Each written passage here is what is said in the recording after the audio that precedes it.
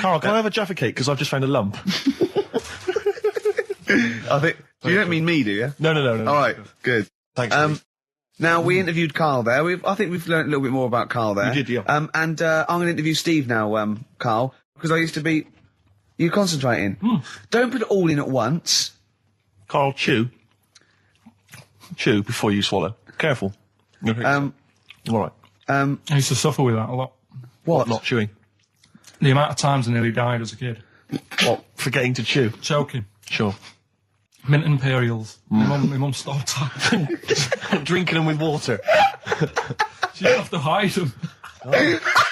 He's coming out of his shower, isn't he? He's happy Saturdays. He's miserable all week, and he's happy Saturdays, isn't he? Oh, look at him. It's like we get him weekends. Yeah. And he's just happy because we sort of spoil him, don't we? And he has Jaffa cakes and everything. We let him on He the has to go radio. and live with his stepmom again in the week. Oh, They're the no. ones who listen.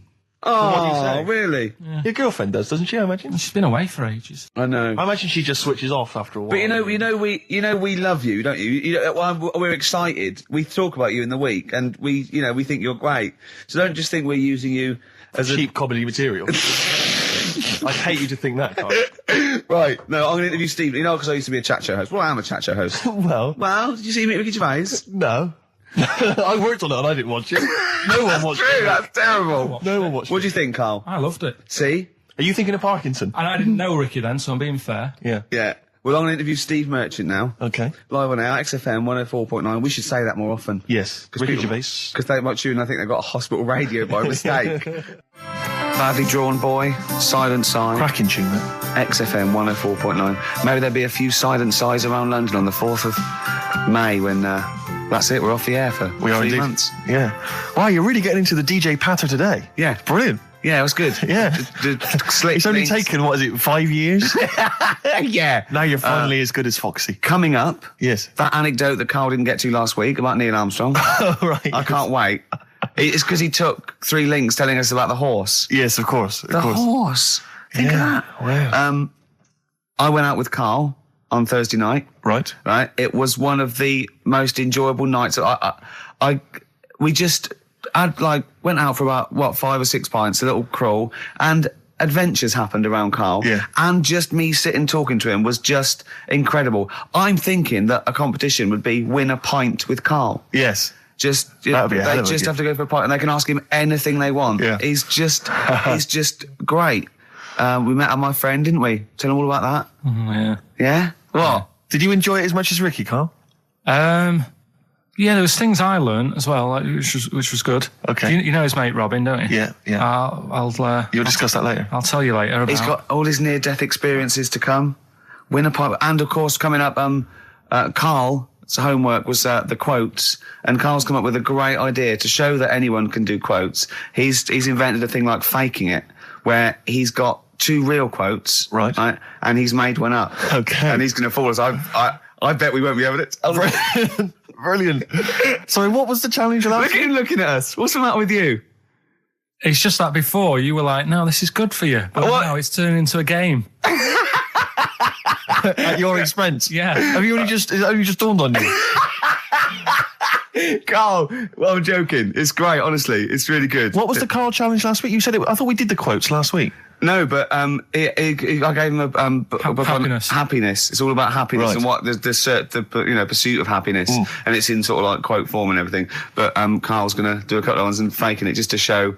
I mean, because he's been coming up with fables all week as well. Now he comes up with something, he goes, "That's a fable, isn't it?" And he tells me so he's getting good. Now, Forward to it all. Should we play another track? Or have you got something? You got something special? I brought in. I saw Elvis Costello and Jonathan Ross a couple of weeks ago, and he did just an acoustic version of Alison. And I forgot what an amazing song it is. And it's just he's fantastic. He's the man. Listen to this guitar sound. It's so beautiful.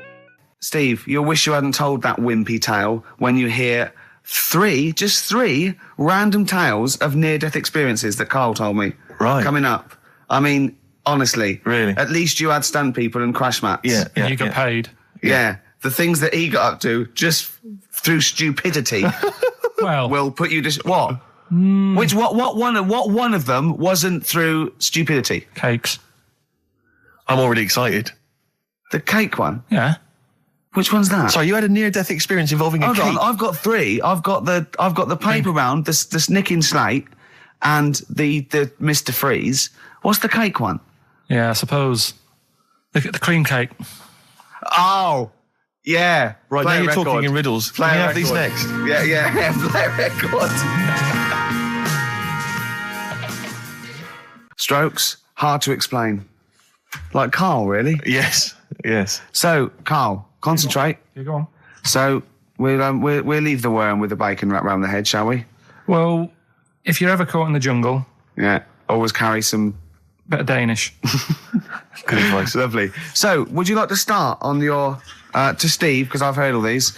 We won't do them all. We'll start off with the Mr. Freeze. Tell Steve the story of Mr. Freeze. This is the first time he nearly died. This is the most serious of the lot, really. So, what it was, do you know, like, don't know if your mum and dad did the same thing, but like they do the weekly shopping on like a Friday.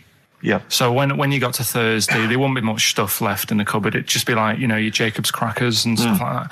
So when they'd been to the supermarket and they came back, I was like, you know, what's that saying? Like a pig in, you know, I loved it. It was like loads of food coming in, loads of biscuits. What is that saying? He nearly said pig in shit. Right. Is that the saying? Yeah.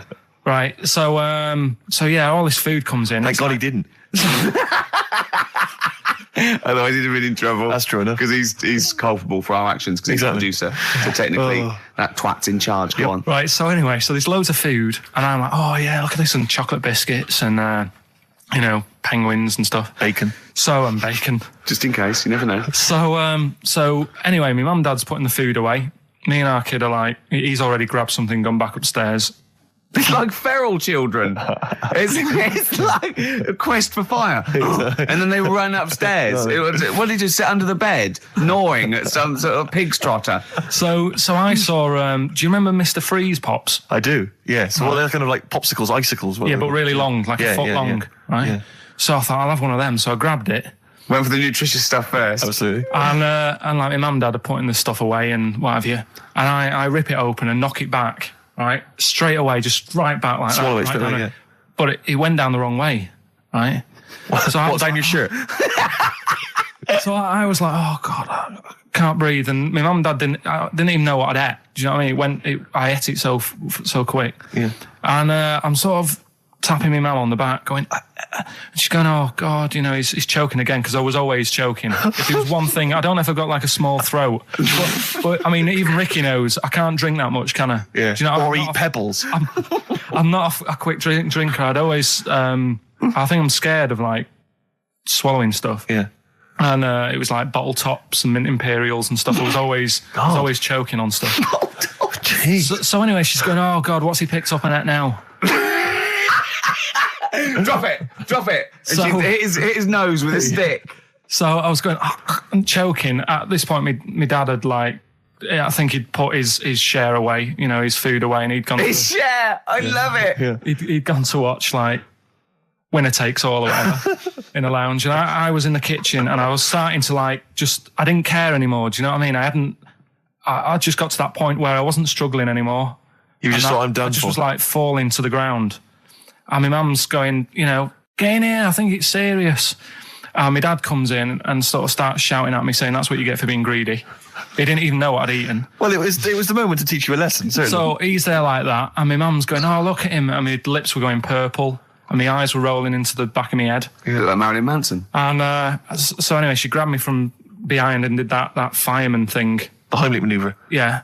And, you know, winded me. And it came up, and I was all right. What, the whole like, popsicle came flying back out? you see, that's what I don't understand.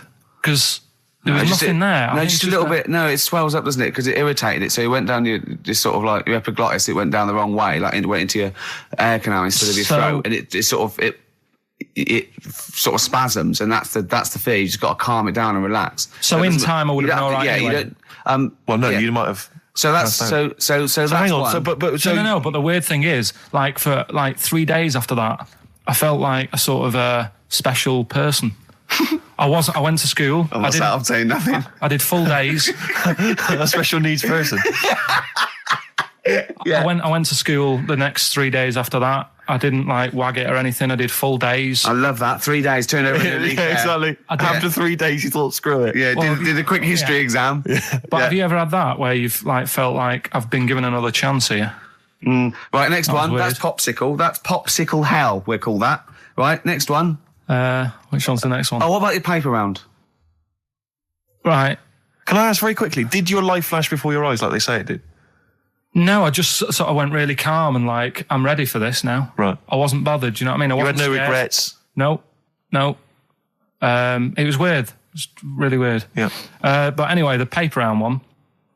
Paper round, I'd still say it's the best job I've ever had. And he means it. No, I really enjoyed it. It's like, you know, you don't have to work with anyone else, right? So you make your own rules. Just think of that.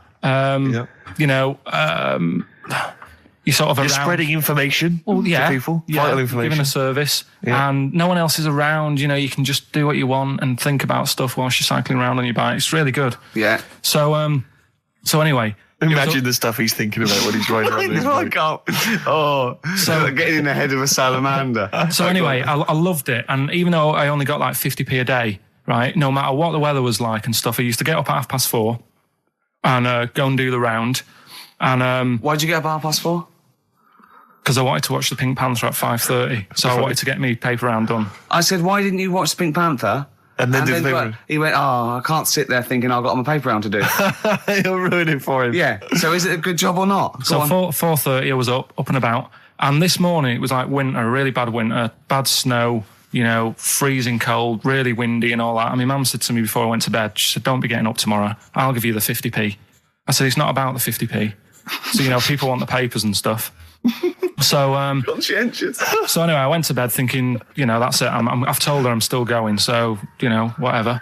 Go to sleep, get up in the morning and put all my kit on. And I used to have layers of clothing on because it was really cold. I had like a big anorak on with the fur on. I had like waterproof pants and I got my paper round bag. And I went downstairs to get out and tried to open the door and it was locked. I thought, so she'd locked it so I couldn't go out. So I'm searching around the house looking for the keys. She must have hid them somewhere. I thought, oh God, you know, I've got the papers to do. So I thought, how can I get out? So I went upstairs, climbed out of the bathroom window. God. Right, and to try and jump out of the bathroom window onto the porch. But the problem was I had so much gear on, I was like the Michelin Man. So I could hardly move as it is. Yeah. And I try to get out the window and I'm like, try to stretch down like that, get my foot on the porch. And my bag got caught on like the hook of, do you know, like how you have a hook so you can put the window open? Right, yeah. The little arm goes on. My bag had got caught on that. I was holding onto the wall and my foot on the thing so I couldn't sort of pull it away in case I pulled it away and then fell on my head. Yeah. So I'm stuck there. Dangling. My dad comes back from working nights. Yeah. He thinks I'm a burglar. Gets out his gun. So he's shouting and stuff, going mad and going, Dad, it's me. And he had to give us a hand using a... He's heard that wily trick in Manchester before. He had to help me using a washing prop thing, a big stick. What did he do? Well, he said, just hold on for your dear life and I'll sort of push the paper bag off the hook. Why didn't he go upstairs and sort it out? It was at that point where I was in the middle. There was nothing you could do. Do you know what I mean? It's at that point where you've just got to make a decision. Yeah. And by the time you go upstairs, who knows what might have happened? Sure. Do you know what I mean? You've got to act there and then, not messing around. Yeah. So and you could hear downstairs, now here he is, the Pink Panther. Yeah. Dad! Hurry up. Panther, ever so pink. Oh. So that was close to death because I must have been about 30 foot in the air. Yeah. And I would have, you know, that would have been nasty if I fell to the concrete paving. Sure. So well, there's more to come. Should we play a record and come back to this? Because he's got more. Oh yeah, no. There must be one of them where you did fall on your head.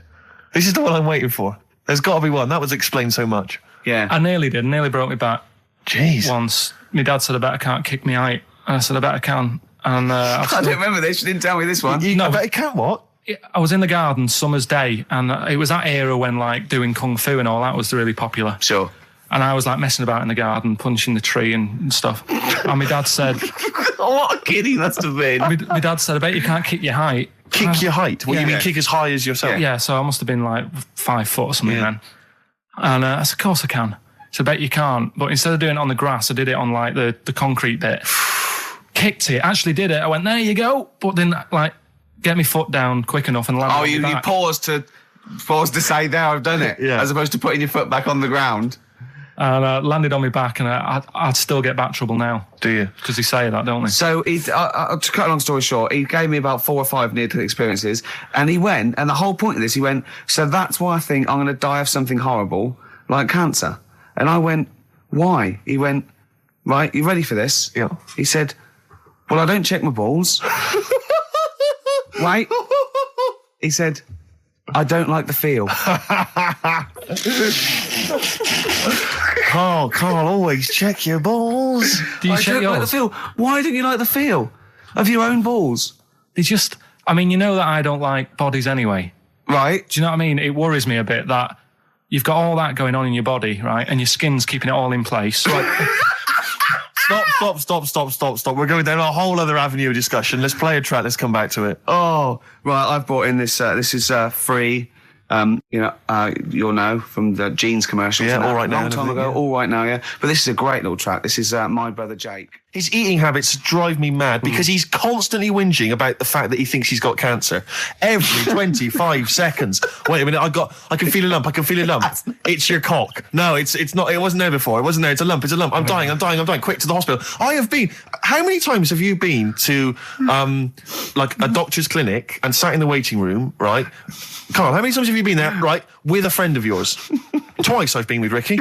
One time when we were writing the first series of The Office, we were writing in the waiting room for the doctor because he had to go in there and have because he thought he had testicular cancer. I swear to God, I'd seen he the thing thought he had about testicular it. cancer. And I just said, so and he said, I'll put mine. I never worried that again. He said, no, you're not in the risk group. That the other time was. But wait a minute, you had to go in there. The other time was I thought I had a stomach cancer, and she went, why? I said, oh God. He said, when you get a sore throat, do you think you got throat cancer? I said, I've thought that, yeah. And she sort of said, get out of here, you idiot. And that's what I like. I like that when they do that. But I think it's sort of since my mum died of it, and I just think, oh God, it's in the family, and that's the thing I worry about. But yeah. don't you prefer? I mean, I don't go because it scares me. I'm like that. I prefer not to go because he might. I always worry that, especially with cancer and things, that they'll go. You know, I'll go there with a sore leg or something, and they'll go, no, your leg's fine, but look at this we've found in your head. If it's a brain, you'll be laughing. No, but do you know what I mean? They'll find something, because none of us are perfect, and as you get older, you get little moles and stuff, and they'll say, oh, we best get rid of that. And it's like, leave it alone. It's not causing any problems. Imagine arguing. That shouldn't be there. Leave it alone. It's not good. It is. It's getting bigger, and it's strangling your lungs. But Rick's sort of like, but my point was, this is what upsets me. He constantly worries about his health. He's constantly obsessed. I found some buboes. I think I've got plague. every 10 minutes he's got something. I started choking once. I thought it was some dust, didn't I? Yeah, he swallowed some dust. He started choking like he'd swallowed a fishbone, right? It was literally, I thought he was going to die. And he panicked dust. and he shouted, right, I'm choking, I'm going blue, and I'm telling him to hit me, and he's hitting me on the back. And he shouted, I don't know the Heimlich manoeuvre.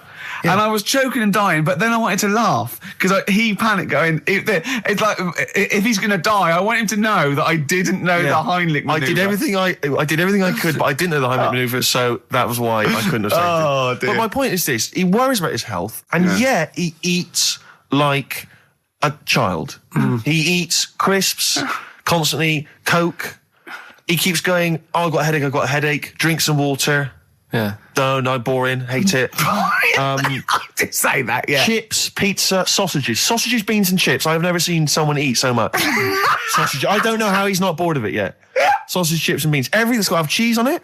Parmesan cheese, please. On anything. Why don't they leave it in a restaurant as well? Seriously, why don't they leave the Parmesan cheese? It's like it's gold dust or something. The salt, as much salt as you want, but they come along. And I found myself sneaking. I've said to Jane, look out, is the waiter looking? And I've leant over and did some more Parmesan. I feel really guilty. Just leave it. It was on a trifle. You don't need cheese on dessert. I've explained it to you. Oh, dear. So this is why I get angry, and that's why I got. And I'll tell you this: what if I had to be on? I mean, Ricky was on Room 101. If I had to be on there, I'll tell you this: Ricky Gervais would be the first person in there. They'd be straight in there, man, because I got a list as long as you are. What did you think when I said annoying people, like making noises? Unbelievable. So you talked about annoying noises, and people that make noises that are annoying. He is the most irritating man I've ever met. And I swear to God, I don't mean that as an insult. You really are, because you go out of your way to be insulting and irritating. Thanks. And that's fine, but you'd be straight in there. Yeah. In fact, we should do this next week for Karl. We should draw up a list of Karl's hates, what he'd put in room 101. Oh, Think about that next week, That Karl. is genius. Next week, so we got the competition. We've got Karl. I'll tell you what. Let's play a record and do White Van Karl. Yeah. Let's sum up and just let's slam dunk this mother. That's true enough. What are you gonna play? Some Alpine Stars. U2, Electrical Storm. That's great. That's great. I love that. On XFM 104.9. I'm Ricky Gervais with me, Steve Merchant and Karl Pilkington. Karl, I want you to tell Steve what you told me in the week about the snake, about the anaconda. Right. This is Karl's method. He's not scared of the anaconda, the 30-foot long, biggest, scariest snake. No, you were talking the world. about stuff, weren't you, about in jungles and that, and animals. That's what we do. Yeah. Right. And I remember reading about, say if you're in the jungle and you get tired and you go to sleep, right, and you sort of wake up and you feel something on your leg, and you look down, and it's an anaconda, right? Yes. And it's swallowing your feet, because apparently they always go from the feet up. They never eat you from the head. So Okay. Shall I save these points to the end? Because Make a list of the points. Because they always eat head first, because the way the fur goes, where they have to take a capybara or even a rat, they take it from the head But first. make a point. Make some notes. Okay, so that's wrong. We'll come back to Okay, this next, later. go on. So they always eat you from the feet. Go on. So they swallow in your feet, and it said on the website, if you wake up and you see this anaconda doing that, sort of eating away at your feet, don't panic. Don't panic. I'm just writing this down. Don't panic. Well done. Okay, go on. Don't try and kick it off. Okay. Just let it sort of swallow you, but only up to your knees. Okay. Why not kick it off straight away? Because I think it sort of gets a bit angry. It starts thrashing about, and it can swallow faster, I think. Oh yeah. I'm guessing that bit. Okay. Just put a question mark by that. Okay, there, pop a question mark next So, to eat. so knees. yeah, so it's eat knees. So eat it up to your knees. It's up to your knees, Yeah, and then what yeah. you do is you get a knife Yeah. Okay. and you cut. And how do you get a knife? Do you walk over to the kitchen? I was going to pop over, get knife. Where's that coming from? Get Well, to you the knife. always have a knife. Always have a knife, of course you do. Otherwise you're a fool. Always have a knife, okay? Well, Eat- come on. Yeah. If you're going to go into a jungle, Always have a knife. Okay. Always have a knife, yeah. simple. Could I just suggest something? You know, suppose you're wearing combat trousers, and the knife is actually in the trousers by the knee, the sort of pocket by the knee. What happens then? I suppose you could still reach in into the mouth, couldn't you? So anyway, you've got a knife. Let's say you've got a knife. Let's say you've fallen asleep. The anaconda's it's chewing your feet. You let it eat up to the knees. You've got a knife. What do you do then, Karl? Right. So it's up to your knees, and what you do, you get your knife that you got out of your pocket earlier, and you cut it at the mouth, right? Do you know, like either side of the lips? Right. So you're sort of cutting it in half. Right, like a Chelsea smile. And it can't, yeah, that's right. Yeah. It can't do anything. It wasn't ready for that. It can't move about because it's got like your legs in its mouth. And peel it off and walk away. Okay. My main point really is this, Karl. Never will an anaconda or any constrictor, python, boa constrictor, just start eating a sleeping man. He will crush you to death first. That's why they're called constrictors. They're not called gobblers, are they? Or holy swallowers. They're called constrictors. Why would he start eating something? Is that how they take down antelope? Just start chewing their leg? Oh, it's gone off. I'll tell you what, lads. They get together. The snakes got there and said, I'll tell you what, we're losing a lot of prey by just living at their ankles. They're running away. Let's crush them to death first so they can't move. Then we can swallow them. You're a fool. So anyway, right, so I was telling him this bit of information because we started a feature last week. Well, week before. Sorry, Karl, can we just go back to the crushing you to death first? Yeah, but, well, I read it. He's won there. He's beating you there, Rick. Okay. Did it say what to do if it starts crushing you to death first? do you know what No. Did it say what to do? Supposing it had this meeting, and it started crushing you, and you woke up and it was actually round your chest. And every time you tried to take a breath and breathed out a little bit, it just tightened his grip because it can feel that. What'd you do then? You sort of tighten yourself up anyway, because I've read about that. Yeah. If one does start wrapping it around you, you sort of make yourself into a ball, first of all, and it'll wrap around you, but it's all right because you're protecting your lungs, so it can't crush you. And then you just sort of shout for help, and Right. you shout out with this. 30-foot snake.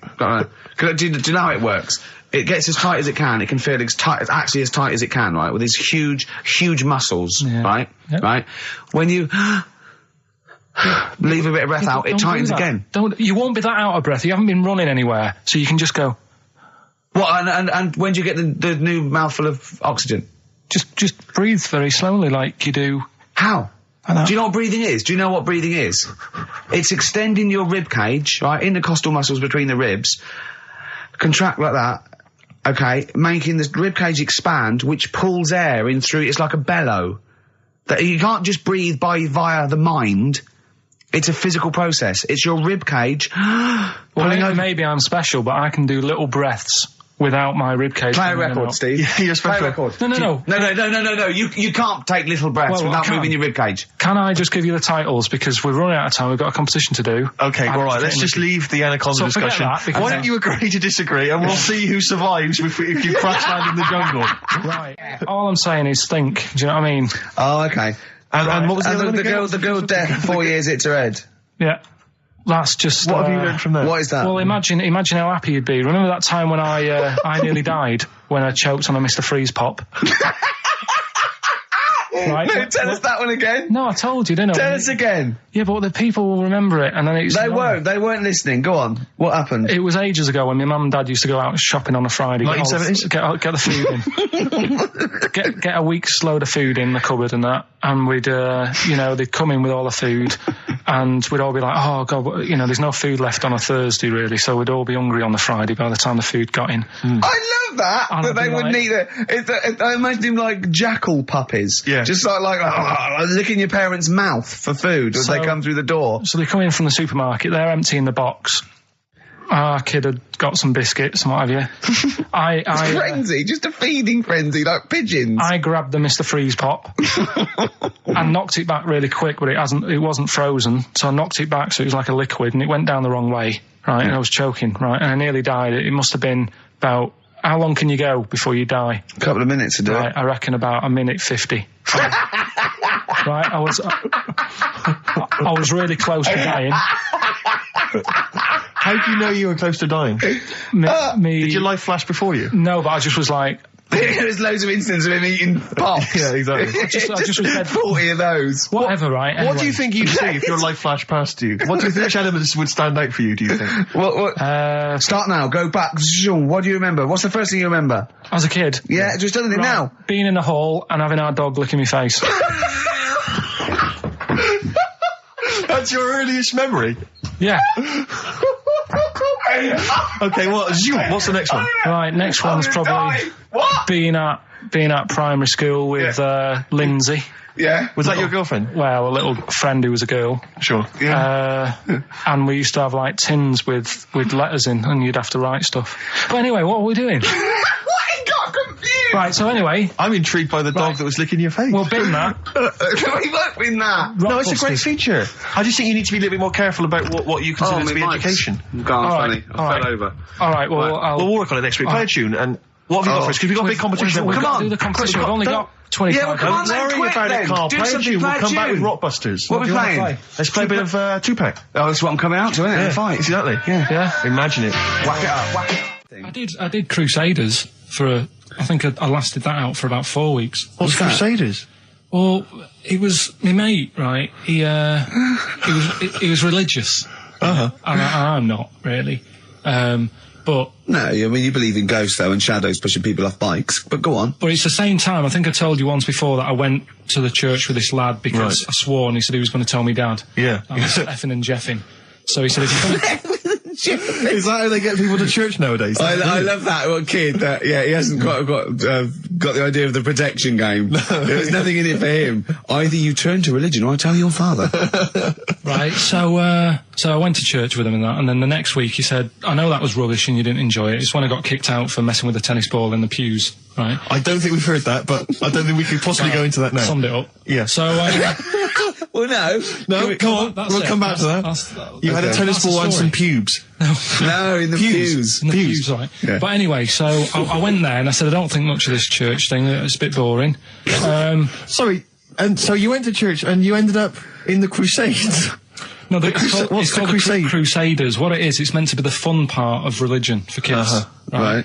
And my mate said, "Oh, you want to come along? It's you go on a Friday night and do it on a Sunday as well."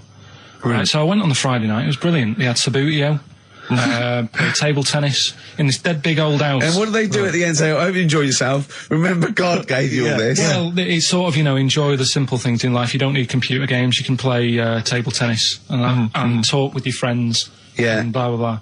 So yeah, that's all right. I think you'd be happy in a young offenders institution.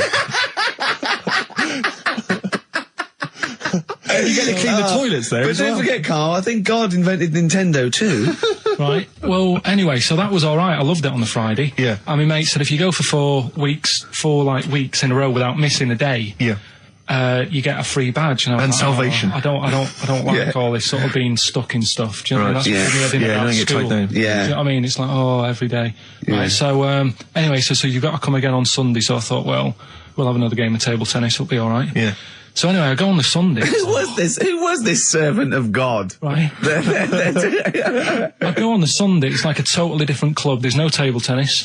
That's how they trick you. No Sabutio. Yeah. They start handing out Bibles. Oh. And It's like a timeshare Hang thing. on a minute, right? They trick you. So I didn't go again on Sundays. I used to just go on the Friday. Just go on the Friday. Brilliant. Brilliant. I'm amazed no one else saw through that. Well, the thing is, there used to be loads there on the Friday, so I thought they won't even notice that I'm not like, do you know what I mean? That I'm not showing up on a Sunday. So anyway, carried on. It was Just this kid in the vicar. Oh, I love that. You got one over on the church. So I was loving it, right? Playing table tennis and that. And then on a Sunday, they found out where I live, and the head fella started coming round, knocking on the door. God. He's everywhere, Rick. Why did he knock? The fella... Politeness. The fella who ran the club, he started coming around knocking on the door. And I saw him coming up the path, and I said to my mum, "Oh, it's the fella from the Crusaders." Yeah. She didn't even know what I was. No, she thought like, you were off nicking hubcaps and stealing cars. She didn't have a clue what I was talking about. You've been going to church. I don't believe it. Little bleeder. That's not how we brought you up. So I said, "Look, just tell him I'm not in. Tell him I'm not in." And then she had to keep doing this, and they were coming round every Sunday to try and make me like. Go on a Sunday. It was really important that I went and that I was abusing the system and all this. Anyway, I didn't go. And then... Why didn't they just tell you on next time we turned up on a Friday? No, well, because there was so many people there on a Friday, you just get mixed in the crowd. Yeah. Right? It was jammed. It was well popular on a Friday. Yeah. Right? But anyway, on one of the Sundays, it was quiet for a bit, and they stopped coming round. So I thought, right, I can go out again, right, on a Sunday, because I used to avoid hanging around the house. What sort of reign of terror is this? Incredible. Right. So I thought, it's like the Spanish Inquisition. So I thought, great, they forgot about me. Yeah. Everything, I can carry on in sort of normal life now. Yeah. And I was playing out in the avenue. Fella comes round. And he goes, "There you are. You're always busy on a Sunday. You enjoy Fridays and that, don't you?" I was like, yeah. He goes, "Well, come on, you've got to come with me." And I couldn't get out of it. No. You know what I mean? It's like, what could I say? Charlie says. Right? Yeah. So, anyway, he nearly killed me in a car crash. So that was the excuse I used next time. He had a Mini, right? And he was driving us there, and he hit the curb, nearly sort of turned over the Mini. Right? There was like 3 of us in the back. So I said... Is that a record? So... Next time he came round to pick us up, I said, "Look, really enjoyed it and that." I said, "But ever since that journey, I really, I don't want to get in the car with you again because it scared me a bit." And I said, "All right then, I didn't have to go again." That's all right, isn't it? That's extraordinary. Yeah. He almost killed you in a car crash. It's parable. Thank God no one was hurt. Yeah. I remember that. Your life moves in incredible ways. Yeah. Rather like God. Yeah. So, they're probably round there now, aren't they? Going, is he coming tomorrow?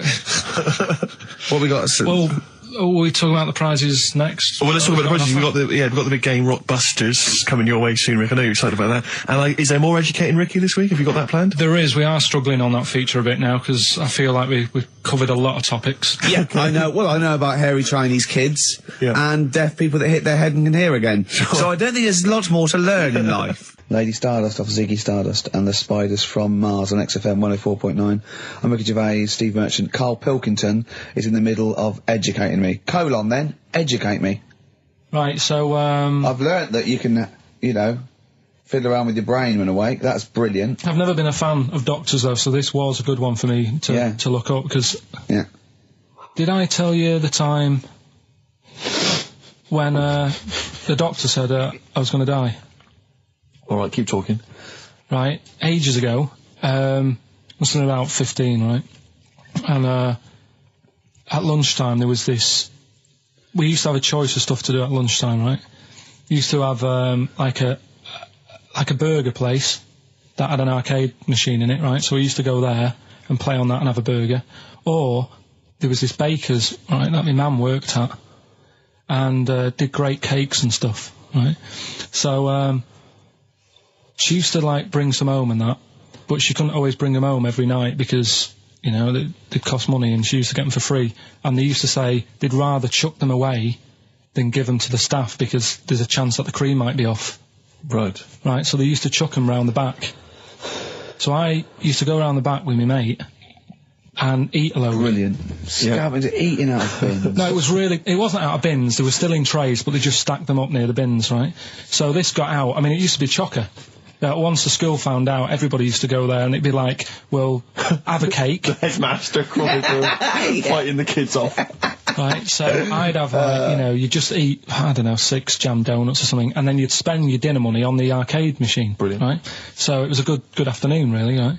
So you'd do that, and this one day I must have had 6 or 7 jam donuts, a few Congress tarts. What's a Congress tart? I love them, I can't get them in London, right? So I'd have some of them. If anyone can get a Congress tart for Karl in London, please let him know. So anyway, this day, that was just a normal day. Do you know what I mean? You'd once, twice a week, you'd have a load of cake. In your life, yeah. Yeah, a So normal anyway- day in your life. Were the frog boys there with the webbed hands and the big heads? So- and the horse in the settee? Yeah. But the day after one of these days, I had really bad cramp in my belly. Right? I was like in agony, could hardly walk. So I said to my mum, You could hardly stagger to the free cakes. So I was in absolute agony. I said, I don't like doctors, but you'll have to get a doctor in because I don't know what it is. I can't walk. She gets the doctor round. I won't say his name, but he said, well, doesn't look like he's got long left. Blimey. So I was a bit like, hang on a minute, I've only had a few cream donuts. Yeah. My mum was panicking. Sure. He went. My dad came in from work. She said, oh, something's really bad with Karl. I think it's serious. You know, the doctor said he ain't got long left. So he said, what? He said that and just left? So she said, yeah. He said, I'll have to call him then. So he called him up, said, what's all this about? You know, Karl hasn't got long left. How long's he got? So he goes, I was only messing.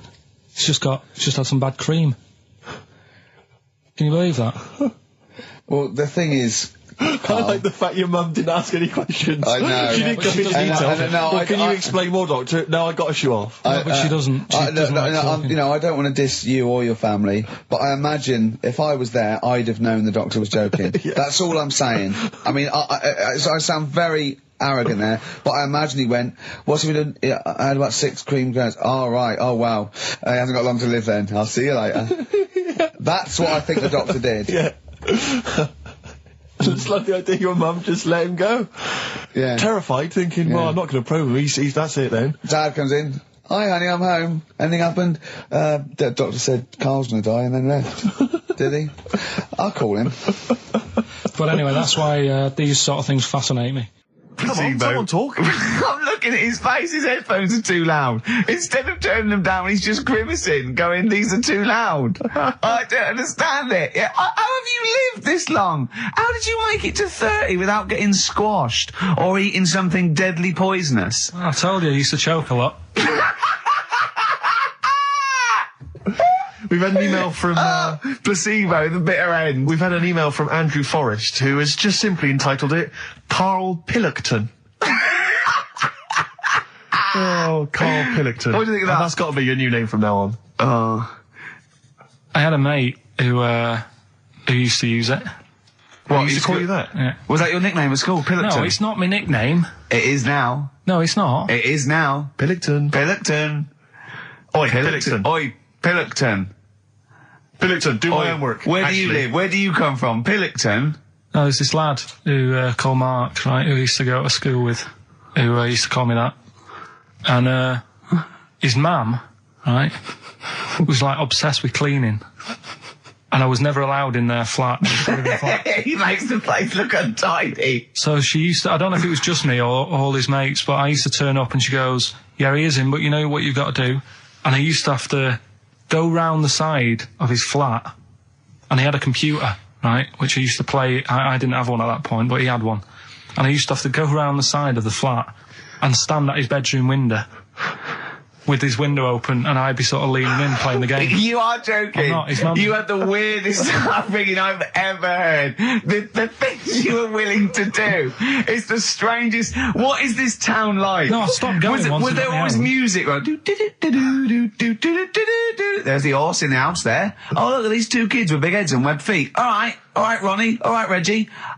What was it like? She was obsessed. It is like you've grown up in a cartoon made for children. Yeah. No, his mum was really obsessed with cleaning. Can I play through his window?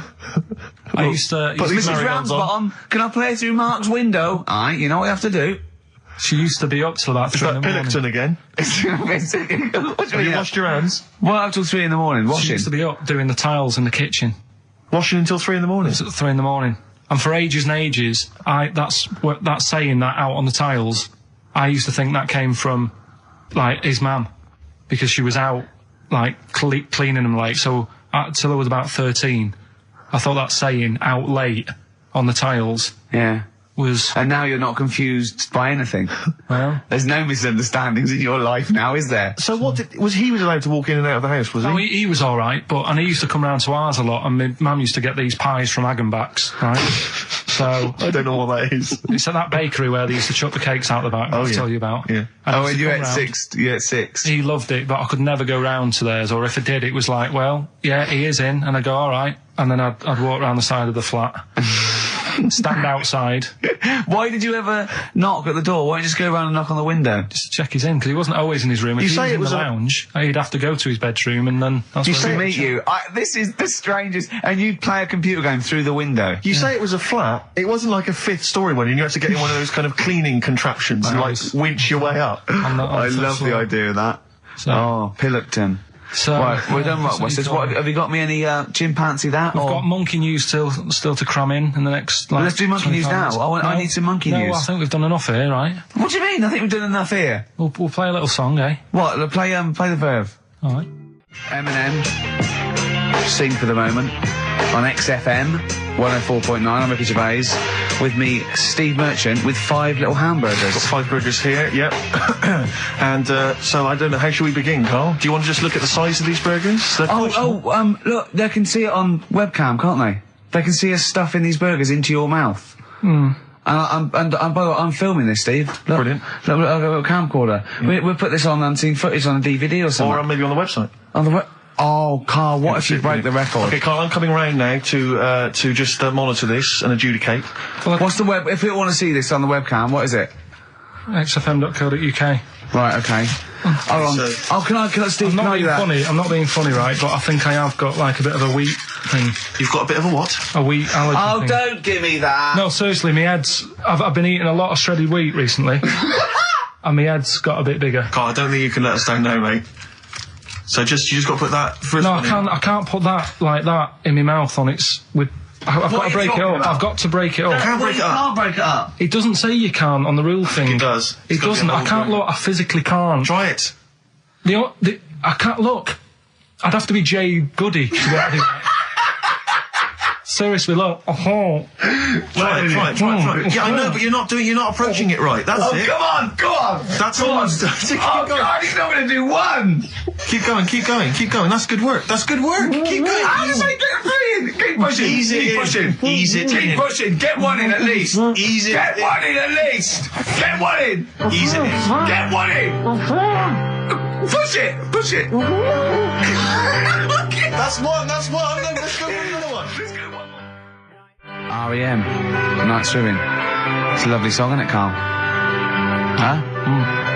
XFM 104.9, I'm Ricky Gervais, with me, Steve Merchant. Carl, disappointing. You couldn't even get one whole burger in your mouth. I did, kind of. Yeah, but there was a bit sticking out. It just looked messy. But you were saying about putting it in whole, and I don't think that's the rule. Okay. It's like you can get more in a suitcase if you put things in properly. So You don't just get all your clothes and chuck them in. So it's about, I reckon you've got to rip it up a bit. okay, do that then. See how many you can get in. You've got to get in 2. No, just one. No. Well, it's don't freezing. pack it in. What do you do? Pack your cheeks first. Honestly, Steve, my head is swelling a bit because I have got a wheat allergy. That'd be good then, there'd be more room.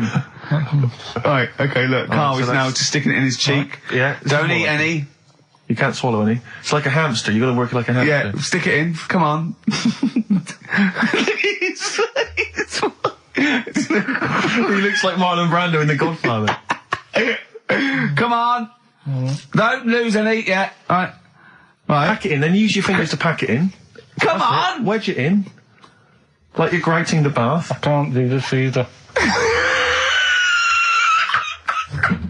Keep going, keep going! Keep going, don't give up so early. This is part of the problem. You just give up, Carl, too quickly. You failed again. It's like your history O level. Come on, Carl. Come on. Do something all well. it's one there, Succeed at something. Push it in. You've got nearly a half a burger there. Oh, I'll come round there. You're chewing. Don't chew. I've got a bit of food. I don't know what he said, but... Is that a What, is that a whole one? No. No, it's not. I can see bits left.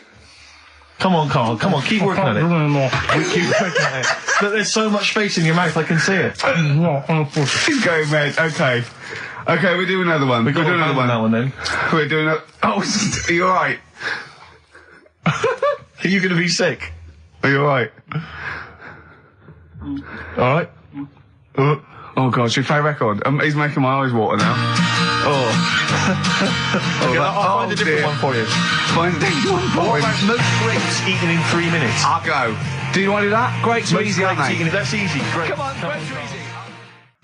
White Stripes, Seven Nation Army, that jumped twice. I apologise for that. You're the producer, Carl. Yeah. It jumped twice.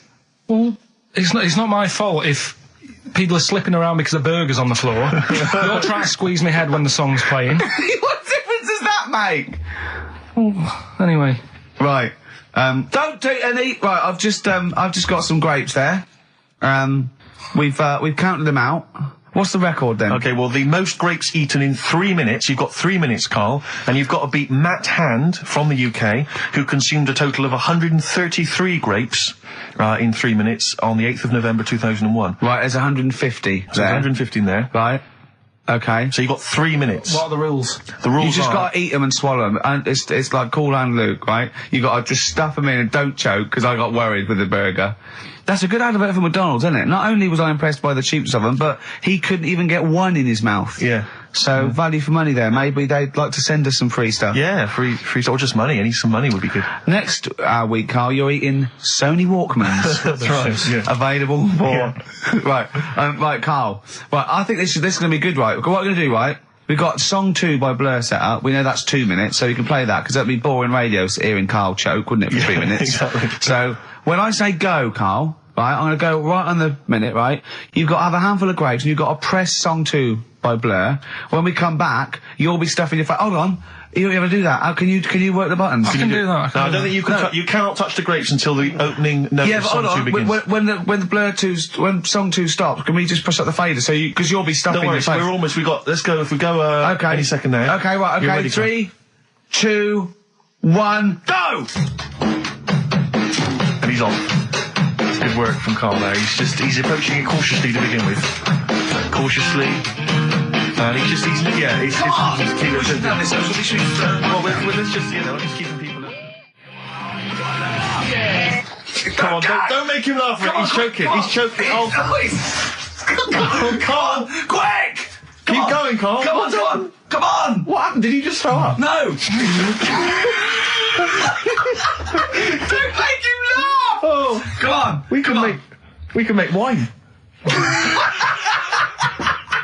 Come on, Carl. You're doing so well, Carl. mate. I want to go. Come on. Only... Why are you making him laugh? That was a world record attempt. Come on. He's over the... Keep going. Come on! You got 25 seconds. Come on. Oh, I think that was a shame actually, because you were doing well, but something went wrong. I know, and I think those are bigger grapes than the ones I've seen before. They're quite big grapes. Look at his face. He looks so despondent. Come on, Carl, 8 seconds. Just a few more. 5. Come on, what's the matter? 2, 1. It's all over, Carl. It's all over. Better count how many you did. You can get good at this. We can get good at this over the weeks. I think that was a fairly pitiful attempt, actually. I really thought he had a... It's interesting, actually. These are harder records than you might think. Yeah, I know. 6, 8, 10. How do you feel after that record-breaking attempt? I'm not happy with that. What are you not happy about? The fella who did it, was he in hospital and just had loads of grapes? I was bored. I'm sure he wasn't producing a radio programme, that's for sure. Well, to be fair, neither are you. What was tricky about it? What did you find hard? I think having Ricky standing over me, sort of shouting, "Go on!" isn't normal. No. But that wasn't... He hasn't eaten any! Hold on, that's 50 left. That's quite a poor attempt then, by the seam of it. Would you think about trying to maybe do that again in a couple of weeks? Would you do some practice and try that again? No, leave it. Leave it for the experts. And I noticed a tricky point, maybe sort of when you had about 50 seconds to go, you seemed to be spewing things into the bin. What was that? Again, mainly Ricky standing over me. 88. He's got 88 left. Okay, so what's the mental arithmetic there? Because we put how many in? It was 150 in the thing, wasn't it? What did I say? What did I say I had left? Well, I'm not doing it again. 88. So you had 88 left. So 62. God, you're only at 62.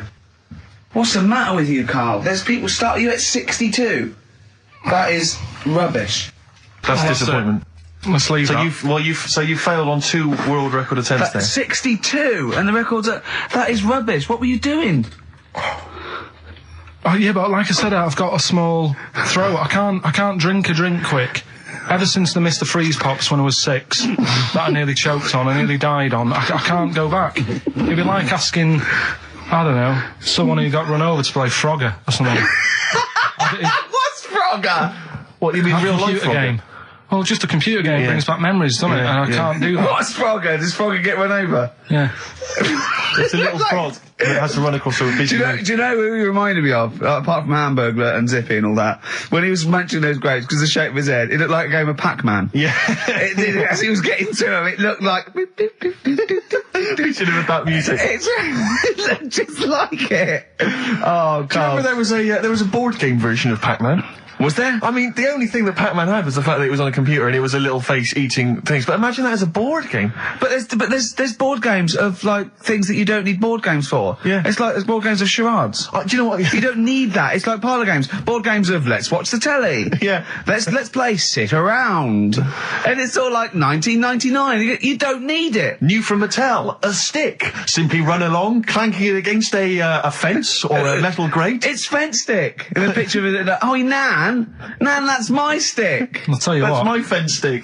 Do you know I saw in a shop recently the board game of Cold Feet, the TV show.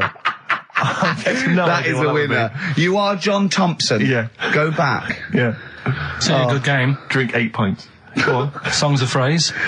Songs of phrase, nicely done. Right, we'll get this going. How do you feel, Carl?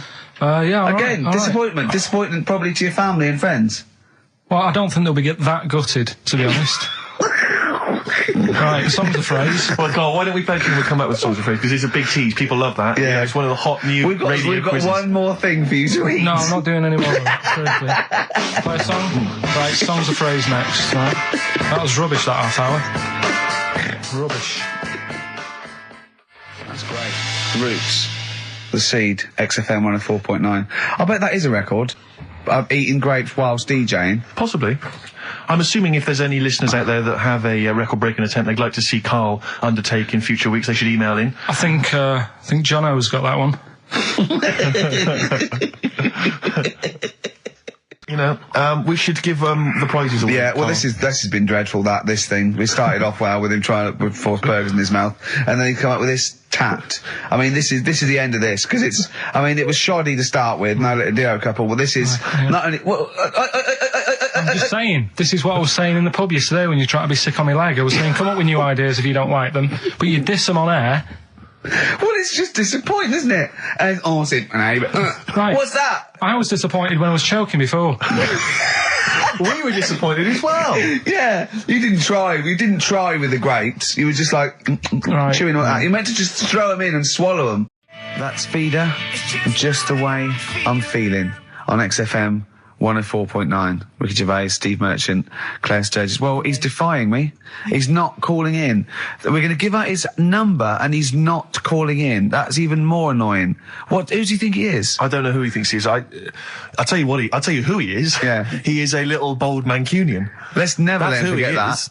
I don't know who he thinks he is, but there's the fact. Just, Carl, call in, because you're annoying me and Steve. He's been slagging you off as well, Steve. Well, go on. What's in the saying? week, you know, he was slagging you off. I mean, in the week, I was joining in and laughing along, but now I'm thinking but now I'm thinking that you're more on my side than he is. Thanks very much, Rick. I'm glad to see you've come round. He said he was. I was in the pub with him and Johnny. Oh, right. So there's a little audience. Good. And he went, have you seen Men in Black 2? I went, no. He said, have you, Johnny? He went, no. He went, there's a thing in it that looks just like Steve. And I went, what? He went, it's a thing, it's got really gangly arms and bulbous eyes, and it just works really fast in the Aliens registration thing. And I went, all right. I said, we'll bring that up Saturday. Since he's not here, you know, what do you think of that? Well, the reason is, I think the problem I have with is this, that if I was to say things like that about Carl, I'd destroy him. He'd be a broken man after I'd finish with him. Call in, Carl, or Steve's going to say a few things about you. I'm going to get a couple of home truths out there. I can't believe it. I cannot believe it. Yeah, we were, you know, at the time I was joining it, we were having, you know, slagging you off on other things as well. Sure. But now I'm thinking, maybe maybe you were wrong. Maybe I was taking the mickey out of the wrong person behind their back. Because the Night from Patti Smith, co-written, of course, with Bruce Springsteen. Oh, it was a co-write, was it? Yes, I thought he wrote it. yeah. Wow, there you go. You're learning something. On XFM 104.9. Ricky Gervais, Steve Merchant, Claire Sturgis. No, Carl. Well, Carl's annoyed me. He's not playing. He's not ill. Another digit from the number? Yeah, just do one more digit, Claire. You serious, Sam? Yeah. Five. Yeah, 5. Good. 5, so 1 5. Okay, great. We'll keep doing that. But I'll tell you what. The best revenge is living well. Indeed. Why don't we just do a brilliant remaining 50 minutes of show, and show the people that we don't need Carl. High five. Let's do it. You don't need Carl. Right, let's go. Starting now. Some brilliant stuff. Bad Company. Can't get enough of your love. I'm in a rock mood because Carl's made my blood boil. Yeah. Really. I might even play a song, you're probably too young, called Spirit of the Radio by Rush. It's sort of like, for rockers and people like that, it's like the ultimate sort of pomp, rock, progressive pop song ever. It's classic. Yeah, you might hate it, or you'll love it, or you listen to it ironically. I love it. Do you know what I feel like doing? What? Writing a little sort of hymn or a ballad. About to Carl? To Carl. Yeah. We've tried threatening him.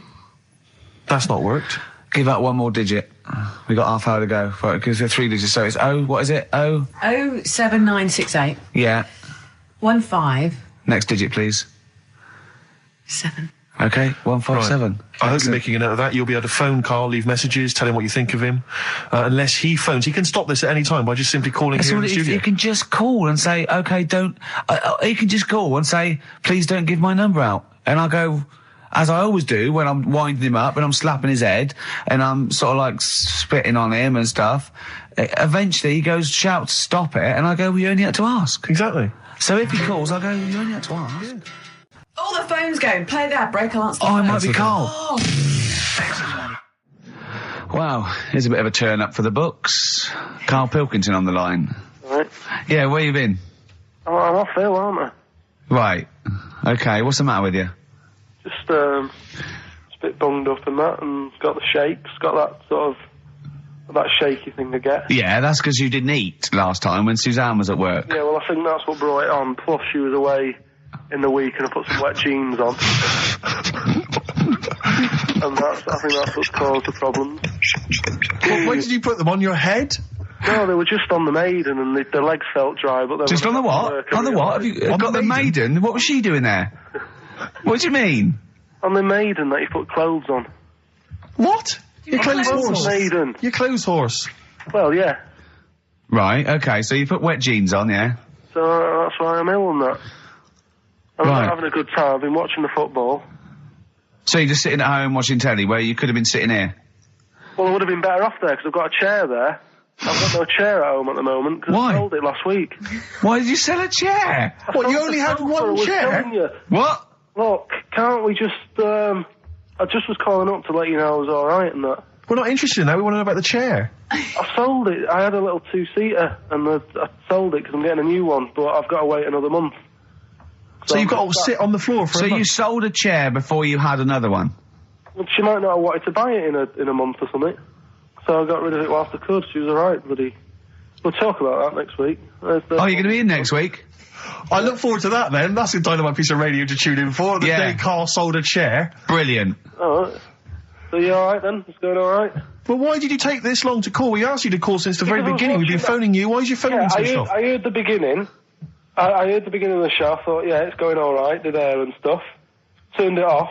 In You fact, turned it off? No, I put a tape in though, because even though I'm ill, I'm still showing an interest in it. Well, you're not. If you're watching football and shaking.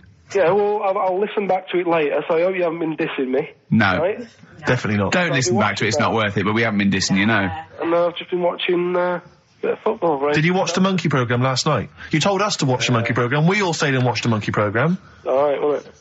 What's that? Rubbish, wasn't it? Obviously not half chimp, half human. No.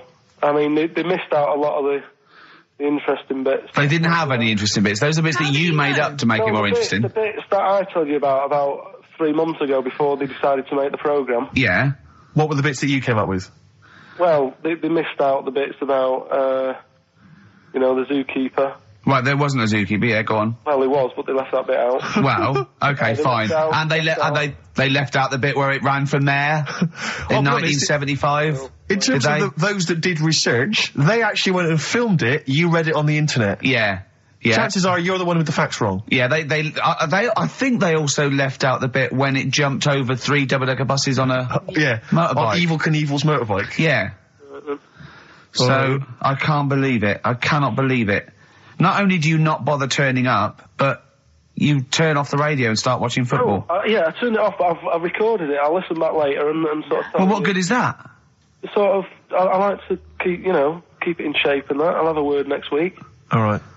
If you receive any phone calls from people you don't know, we don't know anything about that. Instantly, we don't know why that is happening. That is just going to be a weird, spooky thing. So, And don't bother telling the story about Men in Black 2 either, because I don't think people will be interested.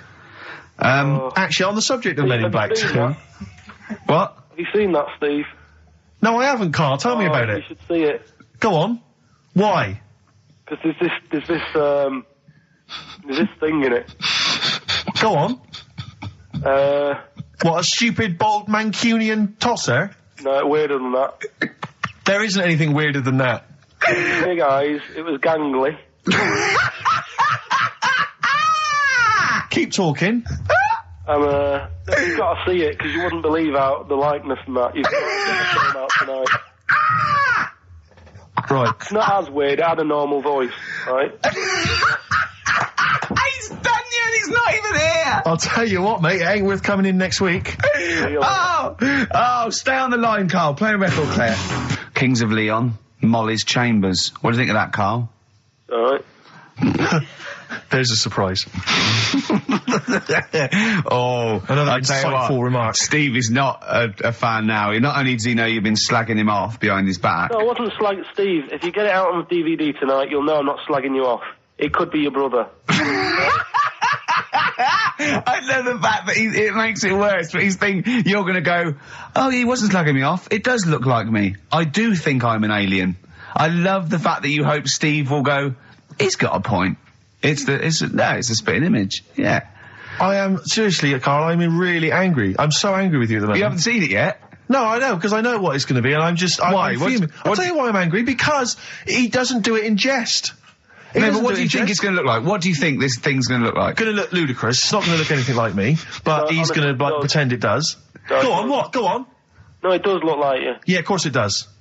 And you looked like the Human Z. Well, you know, I mean, to be honest, you did a bit, Carl. You walk like him, you're bold like him, you got a sort of gormless face like him. Any more? I don't smoke. That does.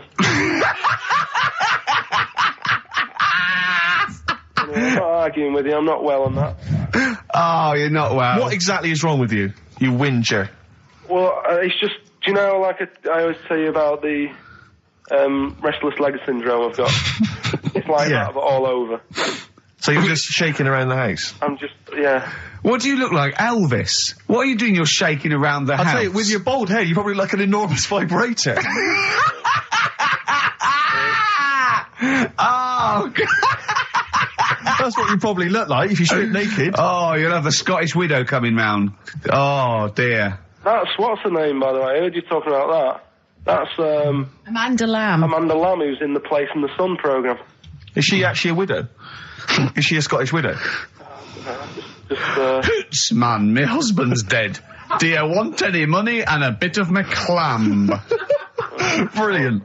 All right? That's the sort of quality you've missed out on today. Well, anyway, you're going to be back next week. We need you back next week. Yeah.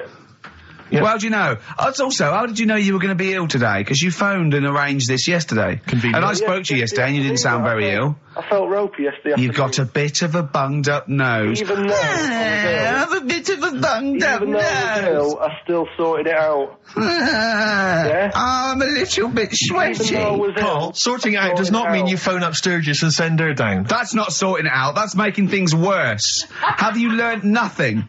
Thanks, Claire. If you're not part of the solution, you're part of the All right, problem. mate. Yeah. My leg's a little bit achy. Oh, wearing wet jeans. Oh, I put wet jeans on again. My lasagna it was frozen. Can you hear the venom and hatred in our voices today? We genuinely are upset and angry with you. Yeah. Can't believe it. I cannot believe that Right, well, the thing is, we'll be back to normal next week, right? We've got Billy Elliot doing the film next week. Right. Any prizes? Got some good stuff. Have you got any films with Burt Reynolds in to give away on VHS? And I'll see you then. Great, we're looking forward to it already. I'll see you later. See you later. Good. All right, So Carl, had a good looking week? Yeah, not bad. Have you? Hmm. Going on holiday now, aren't you? Well, I will be doing later. Tell you about that later on. What, can I There's a hook. Can I just check, because there are rules in place, aren't there? Yeah. There was a big bust up in the week. I don't know if we could talk I'm only about it. allowed to wind him up. I'm not allowed to wind him up socially now. I'm not allowed to. What am I not allowed to do socially? I think squeezing the head socially has been crossed off. Right, okay. And I agreed to that because it got to a head where, Carl was really upset and he was thinking of just giving it all in, weren't you? Yeah. Yeah. Why was that? Because you were just winding me up too much. Yeah. I mean, do you want to bring it all up again? I don't mind. What was I doing? It was just. I mean, I should say now that there was a conversation where we were all sort of really walking on eggshells. It was frosty. It was a conference call, and Carl was on one end. And I'll tell you, I was very much a media. I was very much a UN mediator. What do you think of that, Carl? It was difficult to sort of keep it serious when I'm saying stuff like, "I'm sick of you putting a Burger King bag on my head." Do you know what I mean? Yeah. There's a part of me that's like, I can't believe we're doing this. What I like about it is that I'm laughing and going, well, I won't do that anymore. And he's going, you can still do it on air. And like today, I came in, I went to squeeze Eddie, went at 1 o'clock. I love those rules. Yeah. I love those rules. Well, between the hours of 1 and 3 on a Saturday, you can squeeze his head. You can put a Burger King But I bag on can't his... wait. It's terrible. Oh, But dear. that all started last week as well, really, because I got in a bit earlier to do an edit for you on some track that had swearing in it, right? So I get in early, he comes in, first thing he does is go to sort of squeeze me head. And my reaction was, not now, do it later. As if it's all right to do it later. So that's kind of what made me think this isn't normal. We should just point out, when we say squeezing your head, what exactly does that mean? I put my hand on the front. I do 2 experiments, right? Yeah. One is the side, because you can crush an egg sideways, so I think that's more dangerous. Right. And I actually put my elbows out, and I pressed like a vice, and I really go for it until it really hurts. And the front one it shouldn't hurt so much, if my experiment's right. I don't know. Well, it was all this that sort of, built up. Sure. And the research that you're doing there, Rick, is that going to be available online at some point? Well, that was the problem. That's what I was saying to him, because it kind of started last week.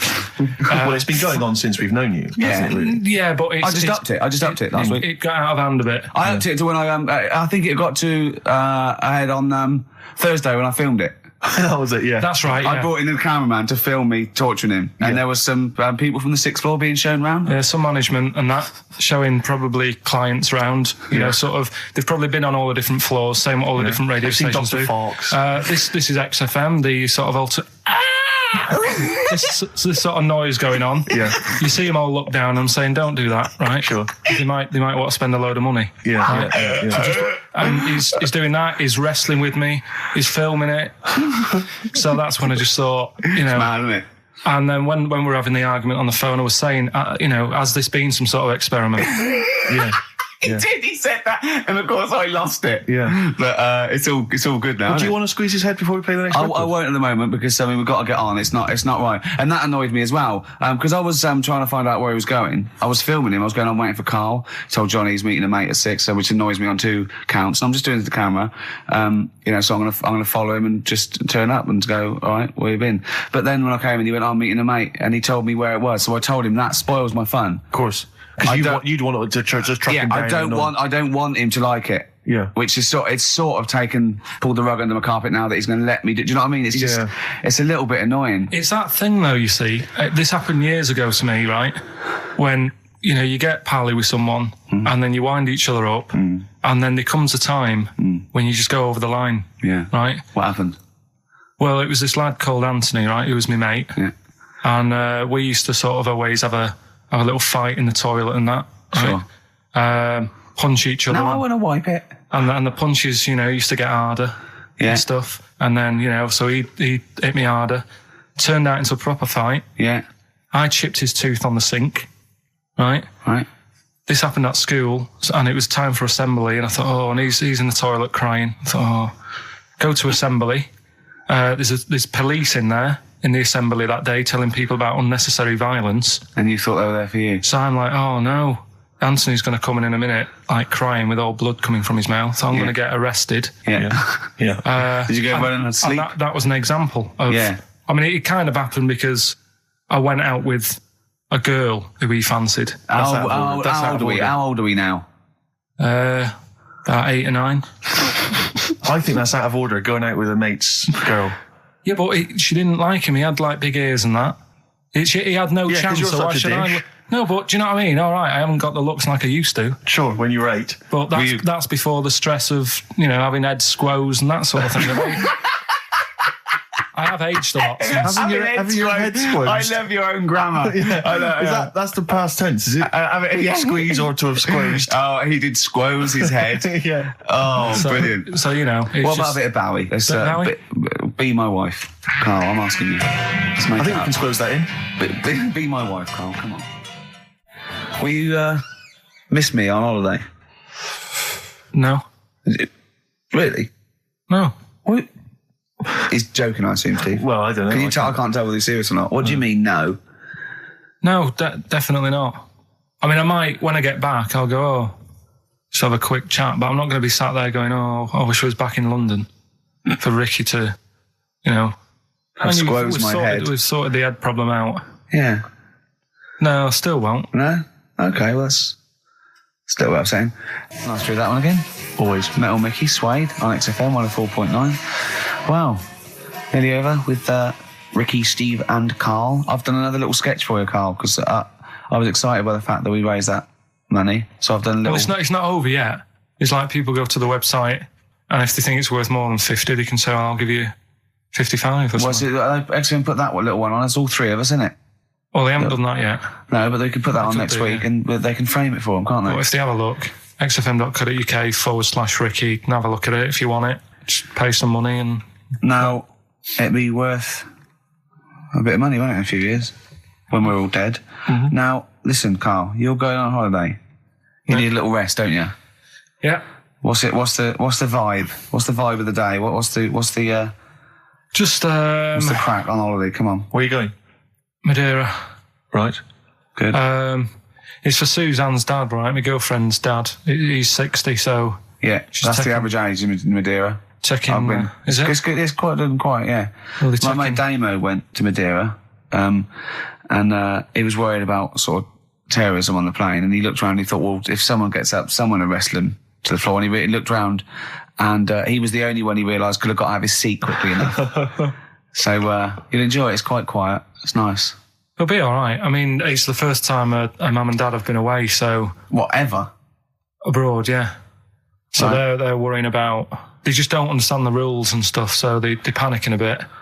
And then in the week, he Do they know Well, that they're going to take livestock. Yeah. Well, it's getting like that. It was like... Are they filling loads of Durags with heroin as we speak? Exactly. No, but do they know about passports expiring, don't they? I mean, they're not completely stupid. They know about all that, right? Yeah. And he called up in the week. One of the questions said, what's the best thing when you're going abroad? What's the best thing to use to carry tea bags? So it was like, what are you worrying about that for? They'll sell tea bags out there. And he's like, well, we want to take our own.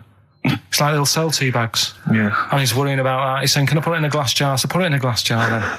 He's saying, oh, I'll bubble wrap it. So he's bubble wrapping a tea thing. It's just, I mean, it is annoying me a bit because it's meant to be a week off from you annoying me, and already he's niggling me.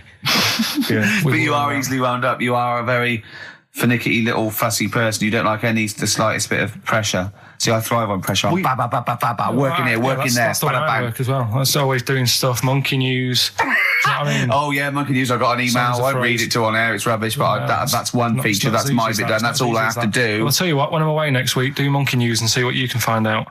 All right. Oh, there's a challenge. See what you can do. Yeah. I've already told them about the Guinness Book of Records one, so you can't use that. Yeah. Right. We're going to find the best monkey news ever, Carl. Wow. What was it you said to me about... Because, I mean, the thing is that you don't really like people, do you? That's the truth of it. People annoy you, don't they? They wind you up. Yeah. What was it you said to me about friends? You don't... He doesn't like friends. He doesn't like He friends. friends. He doesn't want any more friends. He doesn't want any friends. Is it because one day they'll ask me to help him change a tyre? Yeah. What was it? No, it's always hassle. Well, The tyre he sits and swings on in his back garden, he means. It's just... They call up, they ask for stuff, they want favours doing. Yeah, they want a pint, they want to chat to you because they like you. I know they're a pain in the arse. I'll tell you what, Carl, you're better off without them, mate. Yeah. Although, to be fair, Rick, friends like you... Yeah. You're not judging them on me, are you? You're not judging all not all friends friends on are me. like him. Just they do sort of, you know... You know, some friends will never touch you around the head or I never want to see you for a week, am I? Oh, you should get a get a decent little squeeze in squeeze in. I am going to get a little squeezing. Can I come around there and squeeze you? Squeeze him in now. Should play the last tune. Hurry up while we go to ads and that's it, really. Is that it? We've got no time for records. That's a shame. We'll have a quick squeeze. Have a quick squeeze. Well, that's like a Benny Hill slap there on the Yeah, front. all right, that's enough of that. Right? Okay. I'm not squeeze it. All right, that's it. Excellent. Will that do you for a week? Yeah. All right. See you next week. See you later. See you, Rick. Have a good holiday. All right. Oh no, you should be a weatherman because once again you've predicted wrongly. It's not a beautiful day at all, is it, Stephen? That was you two, XFM 104.9. Ricky Gervais, Steve Merchant, Claire Sturgis. Claire Sturgis in for Karl Pilkington. Karl Pilkington is on holiday as we speak. Where has he got? Mauritius, was it? Madeira. I think with his girlfriend's parents. You remember last week he was worried they'd never been abroad, and her dad was saying, what's the way to pack tea bags? Yeah. Carl's going, you get him over there. He was going, I'll put him in a jar. He goes, put him in a jar. I phoned him up in the week, just before he went, I think Friday, said, have a nice time. And out Sunday, and he said, guess what he's doing now? What he said? He's packing margarine. Oh, of course he is. Bless him. My dad does that. My parents always take tea bags wherever they're going. Really? You know, for fear of there being some kind of tea bag drought in France. Yeah. You know.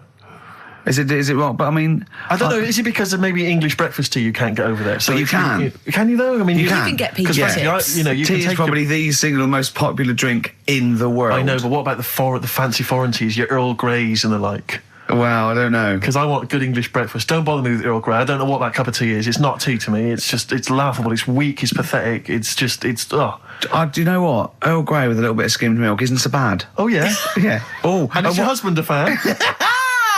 We've started. Eh? It's all off already. All right, it's we've kick-started. We'll go at each other.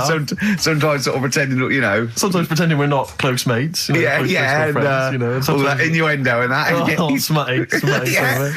And I go freaky goggle-eyed thing. once again, I go too far. I sometimes go too far. I do ruin it when I go too far. So let's be nice. Wow. Let's have a bit of blur. Ooh. Well, clever man.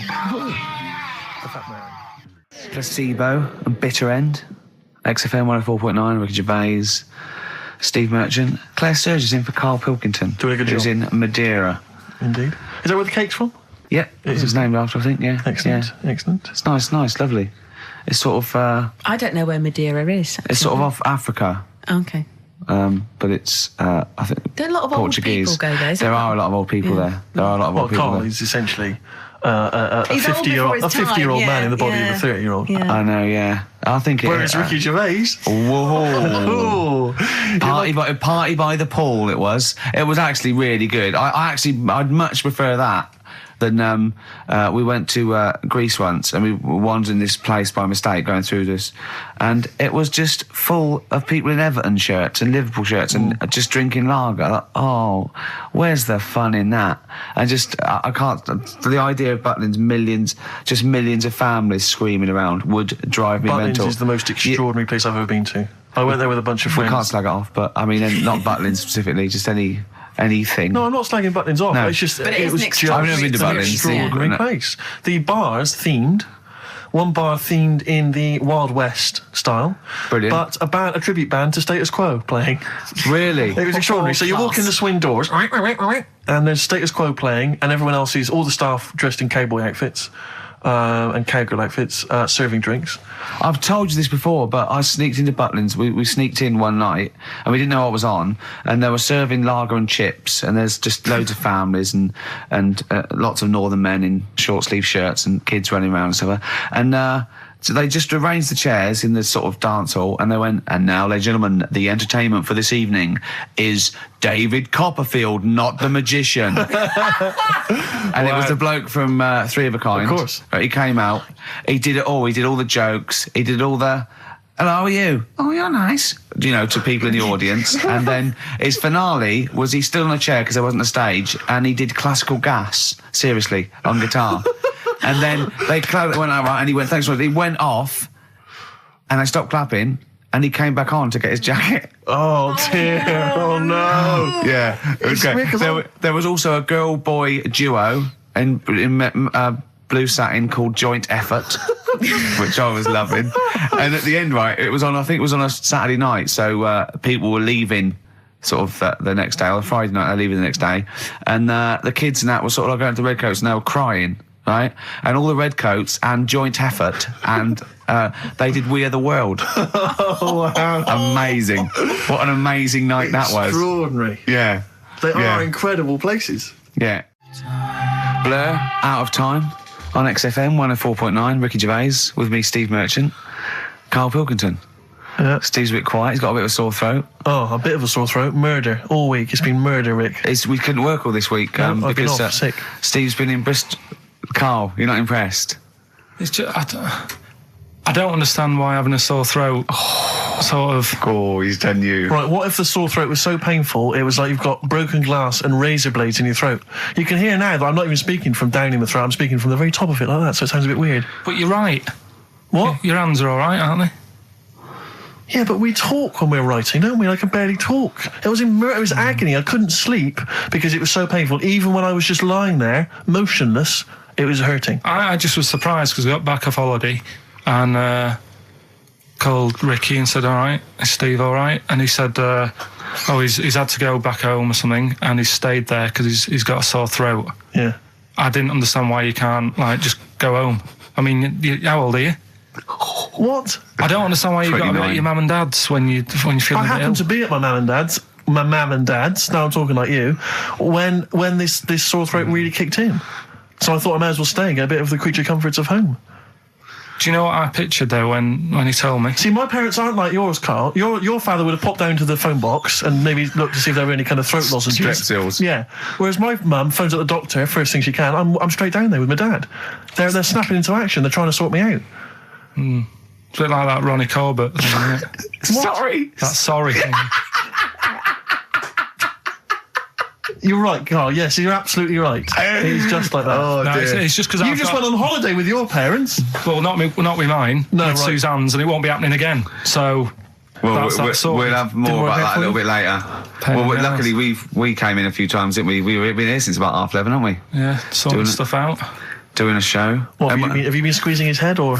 No, that's strictly between the hours of 1 and 3. We established that, and I've kept the rules, haven't I? I did practice the grip in the week, didn't I? Yeah, just to see what method he was going to use today. Yeah. I came in, I did my back on Tuesday. I was sparring and I pulled my back and I was in agony and I had to get an emergency chiropractor out and sort it out. And I was on painkillers and I couldn't walk the next day, but I still came in and did a voiceover that was booked at 4:30, didn't I? I got Johnny to walk me in because I couldn't sit down, so I couldn't take a cab, but I could be upright and I had to got him to walk me in because I was scared someone was going to bump into me. And I did the voiceover. That's dedication, isn't it? Yeah, but right, I got back off holiday on the Tuesday, right? First day back was going to be on the Wednesday, right? So I thought, well, I'll take it easy because you do that, don't you, when you've been on holiday? The first day you just want to sort of. I don't. I'm straight back into it. Well, yeah, but it's nice too. Do you know what I mean? Yeah. Just sort of look at your emails, go through all them, work out what people need and stuff. Sure. Doss around, yeah, sure. So I thought I'll take it easy. As soon as I got in, I was told that Ricky had been booked in to do a voiceover, and I thought, can't handle that. Do you know what I mean? On the first day, him coming in annoying me, probably trying to get a week's worth of head squeezing in. So I called him up and he said, I might not come in because I've got a bad back. I thought, well, that's all right, right? Then you just turned up, didn't you? He said, I managed to get in a cab. Yeah, Johnny walked me in, and that's what, yeah. And he did the stuff, which I haven't got it here at the moment, but I'll find it on the system and I'll play you what he did. That he's been paid to do as well. It's all right. Yeah. Well, it's not all right. I had to pretend it was all right when I played it to all my bosses to try and persuade. Well, look, let's play that a little bit later. But now, as we're all back together, Steve, would you say the boys are back in town? Yeah. Brilliant. Well, do you want a bit now, or what? What would? No, I wanted you to tell Steve about your holiday because you told me in the week. Go on, Steve. I mean, bad idea. I had a feeling anyway about going away with like Suzanne's mum and dad because I've never been into sort of family holidays anyway, right? Even when you see it, whenever I've been on holiday and you see like families on planes and that, and they're all having a laugh and a joke, loving it, and then on the plane going back, you can see that they've gone off into groups, and like, you know, the dad isn't talking to the daughter and all that business. So I thought, asking for trouble, but you know, I do everything once. Do you know what I mean? Boxing, dancing, going on holiday with parents and that. Yeah. Give it a go, see how it goes, right? So not your A levels, but fair enough. It started off. It started off bad, didn't it? Because last week I told you that you know, our dad called us up and said, you know, I want to take some tea bags with us to Madeira. Yeah. What's the best way of packing them? Yeah. Right. So I knew there was going to be problems like that because the thing with Suzanne's family, right? They like having a routine. They know what they're doing every day. They know what they're having for tea every day. It's the same thing every week and stuff like that. Yeah. So I thought this is going to be interesting, this, because they can't do what they normally do. Sure. I love it. I love you treating it like an experiment. Yeah. Right. Just watching them all the time. So the first problem was they'd never flown before. So I was winding them up a bit, saying, it's murder. It's really horrible. You know, plane goes all over the place. And Mum had done some research saying, well, I've been reading about it, and she got a funny accent. More people, there's more chance of me being killed on a donkey than there is on a plane. So I upset her. I said, right, when we get there, Spain. I said, when we get there, let's see if there's any donkeys on the beach. Yeah. Right? And she didn't like that. So, what? To joke about you hoping she died? Yeah. What's up with her? Right, so we get there, and, you know, they see the villa and that, they're quite happy with all that business, right, with all that stuff. And then, as time went on, I was getting a bit sort of fed up with them being around us all the time, because I think you should have your own time when you go on holiday with the family. You should say, right, you go off and do your thing. Yeah. We'll do our thing, and we'll meet up later and talk about what we've been doing and stuff. Anyway, so it gets to like the Thursday. We've been away since Monday, right? And I said, right, we're going out tonight. So our mum says, yeah, we'll come with you. I said, no, it's just us. We're having a bit of time on our own, right? Is it true you said to her, you told me this, you said to her, you started to annoy me, I want some time on my own? Well, I told her at the start, I said, it's going to be interesting, this, because people annoy me when they're around me a lot. Sure. So I wasn't nasty to her, I just was saying people, not her. All right. Yeah. Do you know what I mean? I'm just saying, you're going to get on my nerves. So you hailed a donkey for her. So, no, but seriously, right, with the flying, do you know those stockings that you can get because of deep vein thrombosis? Sure. She had them on in the cab. Brilliant. And it's only a 2-hour flight as well, so that was annoying me. Right, so anyway, it gets to this it gets to this, you know, the Thursday night when I'm going out with Suzanne, and her mum's like sat on the sun lounger outside. So where are we going tonight? I said, no, like I said, it's just us. We're going out having a bit of time to ourselves. So I could see as the day was getting on, she was realising that she's got a night in with like her husband, right? Her face started to like look miserable. Sure. I thought, I'm loving this. Right? So I said, right, I'm going in to go and have a shower, go and get ready for the tonight. It's going to be great. And winding them up, wind them up because they can't come, because he said they can't. Right, so I go upstairs, have a shower and that. I come down, and her mum's smiling. Oh, hang on. So I'm thinking, hang on a minute, what's gone on here?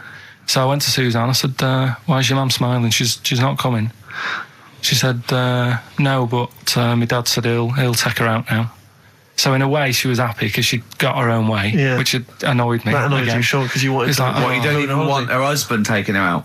Well, it's just the fact she didn't want to go out. She was happy to stay in and have sausage, egg and chips that they'd found from some shop that sold English food. Right. So that's almost like what they do if they're at home. Sausage, egg and chips. So she was happy with that if we were staying in and having that. But because we were going out, she was fed up. Right. So she's smiling. So she's going, yeah, I'm going out now. So I said, well, enjoy yourself. She said, where are you going? I said, well, it doesn't matter, does it? You don't need to know. Sure, She's not going to where we're going. Oh, you just don't want us to be in the same restaurant. So yeah, that's right. I said I want a night out on my own with Suzanne. It's our holiday as well. I don't know. I can talk to you about Amazing. This is not even his own parents. This is someone else's parents. These are the parents of the woman he loves. But even Suzanne sort of agreed with me. There's only so much time you can spend with your parents. That's why you leave. That's why when you're ill, you don't go home to them. Yeah? Sure. Yeah. Of course, the slight difference between me and you, Karl, is that not everyone in the world annoys me.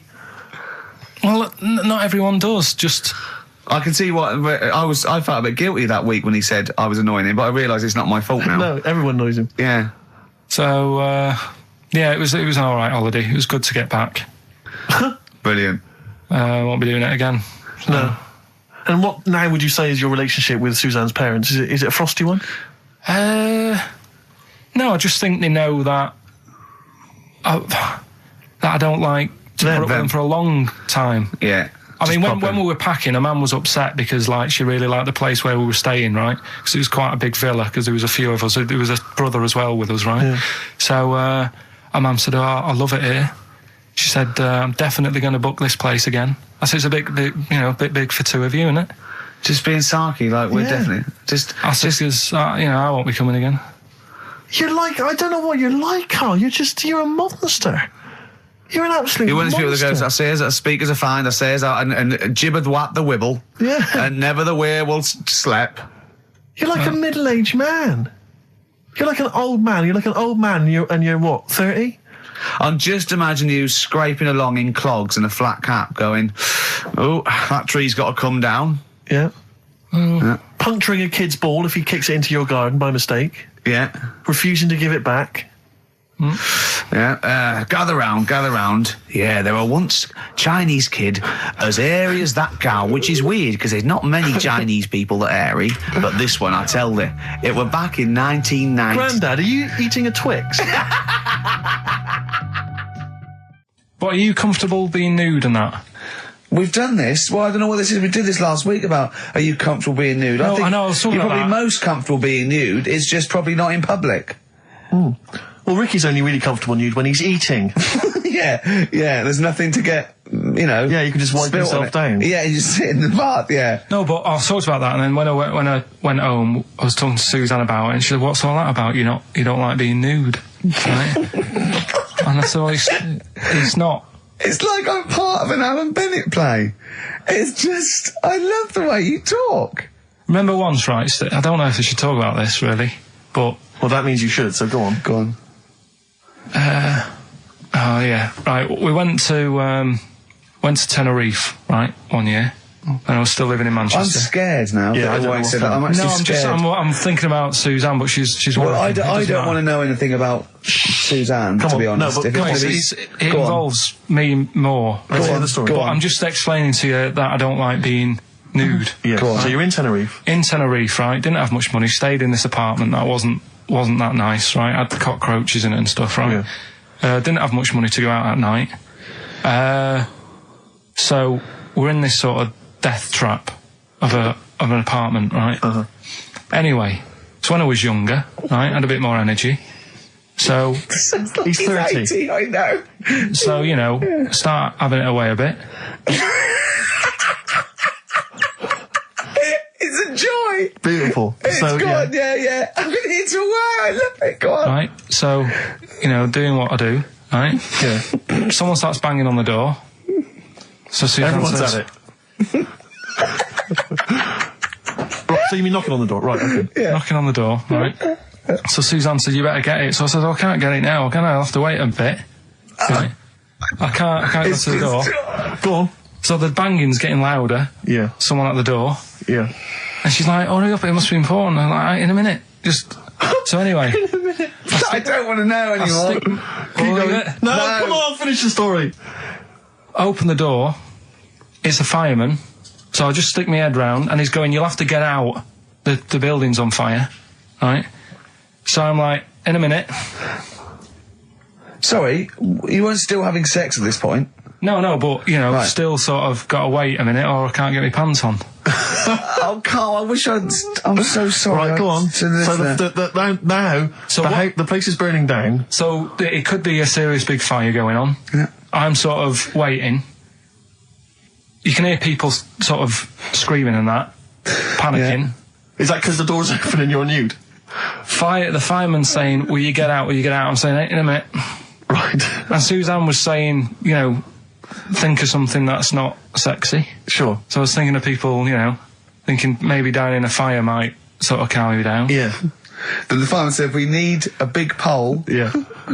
Yeah, Sure, go on. But what I'm saying is that, to me, I wouldn't have wanted to go out and be safe over, do you know what I mean, over being naked. I don't like walking about without on. So what I'm saying is, even if that fire... I love the idea of everyone huddled in there with all the firemen. It just, the camera spans along and there's Carl. Yeah, a just local news report. naked. With still... But would you have gone out with now on? But why do I have to go out with now on? I'll just grab a pair of jeans. All right, but you've just, you know... What? There's a fire, Carl. Yeah, but See, not everyone looks at men's packets. That's only you, remember. Most of the other firemen wouldn't be going, oh, look at him. But what I'm interested in is he's how pleased long... to see us. Carl, how long did it take? And did the thought of dying in a fire help? After a bit, but the fireman sort of had a go at me. Sure. What do you mean? Well, he wasn't happy that I was dawdling. Well, to be fair...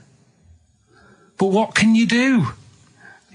Answers on a postcard. To the usual address, XFM, care of Leicester Square. Well, let's just get these rocks. Let's play a record. Let's have Rockbusters and Monkey News. We don't have time for afterwards. monkey news. We'll squeeze them in. Wow. Lil Kim, and I believe that's Mr. Cheeks there. Just busted it on the mic, and that's called The Jump Off. Talking of cheeks, Carl, have we got another instalment of Cheeky Freak of the Week this week? Yeah. Have we? Excellent. Look forward to that. Is there some monkey news? Goes without saying. Of course. Does it really? That monkey news is safe, isn't it? It's not like, You're always going home with monkey news. You know it's there. Yeah. It's like songs of praise on a Sunday. when I came back from holiday, I've been on holiday for a week, and I sort of sat in by the pool and stuff, and I sort of wrote about 40-minute stand-up with my new show, and I was going to Carl, I said, it's great, when you get away, it's sort of like, you're relaxing, you just think clearly. He went, Ian, I know. He said, I was away when I came up with Rockbusters. Yeah, indeed. Absolutely. I was buzzing about writing 40 minutes of brand new stand-up. Yeah. He equated that to coming up with Rockbusters. Should I be insulted, Steve, or is Rockbusters as good as everyone's saying it is?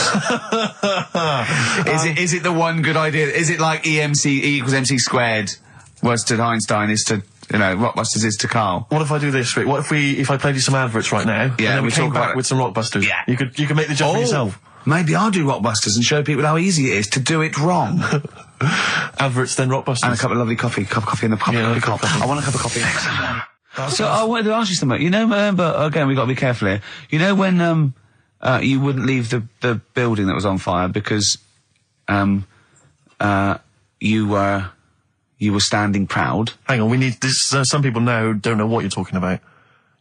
Carl, you were on holiday. Yeah. on holiday in Tenerife, right? Yeah. You'd had a moment of intimacy with your girlfriend. Yeah. Yeah. A knock on the door. You had to stop and get up. And you peeked around the door. It was a fireman saying, get out. But you didn't want to leave because you had a... Yeah. Yeah. It was a little... Yeah. Yeah. But what I don't understand is you maintained that while looking at a Spanish man dressed as a fireman. Yeah. Is that true? Is that the fact? You maintained... I'm sorry to say, you maintained arousal whilst looking at a gentleman dressed as a fireman. No. These are the facts, and they are undisputed, right? Did you maintain? I'm not a machine, though. Do you know what I mean? I can't turn it on, turn it off. Right? But you were talking. I just thought talking to a fireman, you'd have probably lost it. I don't know, but you didn't. No, but the other thing was, I mean, I was talking to Suzanne about it again, right? Yeah. She said, what are you talking about that for? Right? I said, oh, it just cropped up, right? Yeah. And the dilemma was, you see, I wanted to try and make sure that it was a proper fire because that was the last condom we had, right? So it would have ruined the night. So I didn't want to it was like, well, what's going on? Is it, do we need to get out? Yeah. Is it a proper fire? Yeah. And you, and talking to this man in uniform, was he, what did he look like? Was he good looking? Did he look like Ricky Martin, say? Was he good looking? Was he good looking in his uniform? I can't remember. Can't remember. Did he have a moustache? Better play a record, haven't we? Is this bringing it back? What? You look uncomfortable. What? Did you just switch this on with your hand? Why wouldn't you go to the monkey sanctuary down in Cornwall and just go around cuddling as many monkeys as you can? I'm going to tell you something now. Go on. Go in there next week. Are you? Yeah. Taking my mum and dad away, because Suzanne's mum and dad are there. What, you're donating them? Most people put them in a home. What are you going to say? How your monkey sanctuary is cheaper? Taking them down, taking them down to Cornwall. Hold on, I thought you said you'd never go away with parents again. No, but that was Suzanne's mum and dad. Oh, is this to get even or something? So we'll do that, and then we'll can it, then. That was your outing. Your phone and both sets of parents over. It goes, right, you won't be seeing us ever again on holiday. We've taken you away, Be careful that the monkey people don't buy you off your parents. Yeah. And don't make sure they don't leave any of the monkeys' food in the telephone box, because Dad will have that away. Yeah. No. I was talking to him about that the other day. About the nicking in phone boxes. And he should we just explain that to people? They live in a small village in Wales, and it's like one sort of utility store, and when it's shut, they leave your shopping in the telephone box across the road. And Carl's dad found out about this and goes and helps himself. Yeah, to other people shopping. That's terrible. Yeah, go on. And I was talking to him about that, saying, have you picked up any surprises in the phone box? And he said, no. We were talking about other stuff he used to do. One of them used to be going in this supermarket, right, in Manchester. Yeah. Needs a new pair of shoes. Yeah. Go in, take a new pair off the shelf, pop them on, leave his old ones there. Really? And walk out again. Yeah, brilliant. And then you'd go in after and buy his old ones back like an idiot. Yeah. You'd go in the next day. They look nice. My dad's got a pair just like that. I've always wanted some. Can I have those? Incidentally, we don't advocate the stealing of shoes from shops. Or the joyriding and killing people. Unless you've got one day left. Okay. Or phone boxes. Yeah. Anyway, other stuff I did do proper research on in the week. Go on.